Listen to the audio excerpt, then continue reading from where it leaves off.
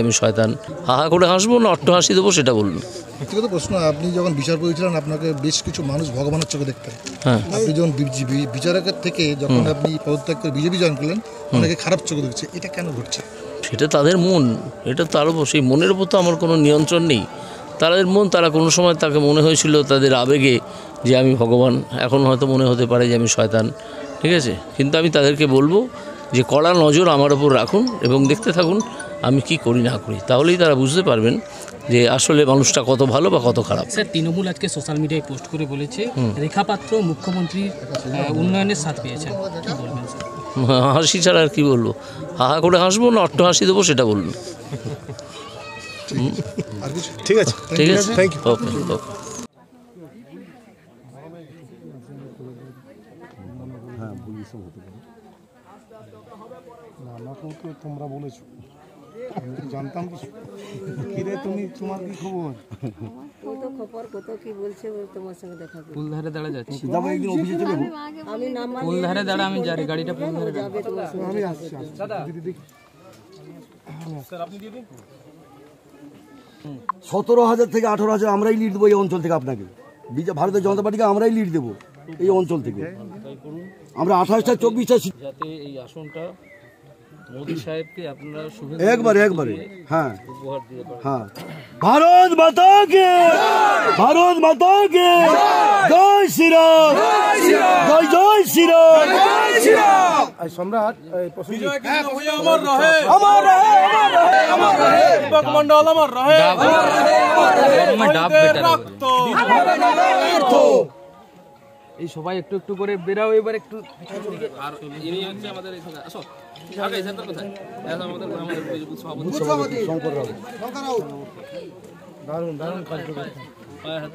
মানে আমাদের সূচনা এখান থেকে 18 সালে এইখান থেকে সূচনা পুরোটা একবার চলো একটু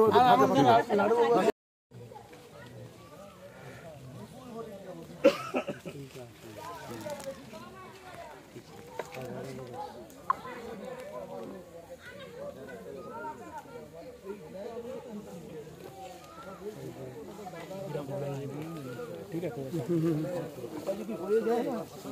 যে তাহলে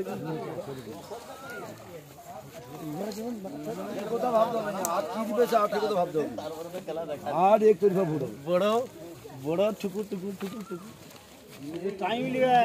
বর্ষাকালে সাপ কোপ, তাই ভয় যেতেও পারে না ওইখানে যে বাড়ি থেকে আছে, ফাঁকা বাড়ি আছে।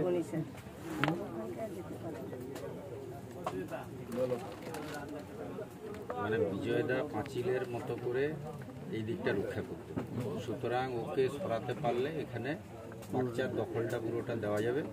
সেই কারণেই সাহসী ছিল, কিন্তু এমন নয় যে একেবারে সে কোনো মানে আমাদের ভালো কর্মী ছিল, সংগঠনটা এত দক্ষ ছিল যে 7-8টা বুথের পুরো সারাক্ষণ মিটিং মিছিল সব সময় করতো। তো যাই হোক, ওটা তো সুগন্ধিরা একজনকে চাকরি করে দিয়েছে বিধানসভাতে, একজনকে ছেলে, বড় ছেলে একজন শিক্ষিত, ছোট ছেলেটা তো কিছু পড়াশোনা নেই।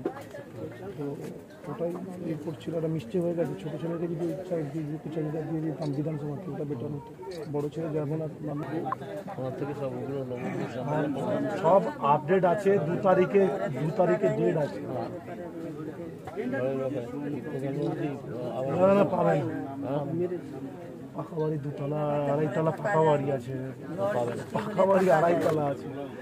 সেটা যদি একমাত্র ছেড়ে করে দেয় ওটাই তো বিষয় না। এখন কি করে ধরা পড়ে গেল? সরজমিন কাছে পেয়েছি, একটু মনের কথাটা খুলে দিয়েছে। ঝড় ঝাপড়া হলে ওই যে আমার নাতি একজন আছে, ভাবি যে কোথাও মানে তাদের বাড়িতে চলে যাব, তারা তবুও কষ্ট করে থাকি।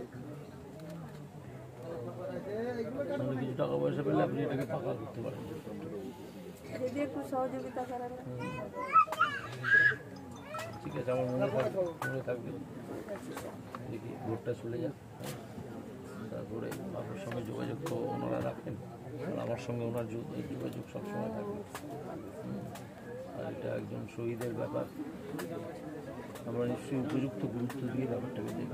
স্যার ওই খুনিদের একটু যেন শাস্তি হয় এটা স্যার দেখবেন। ঠিক আছে, তাহলে চলো আমরা উঠি।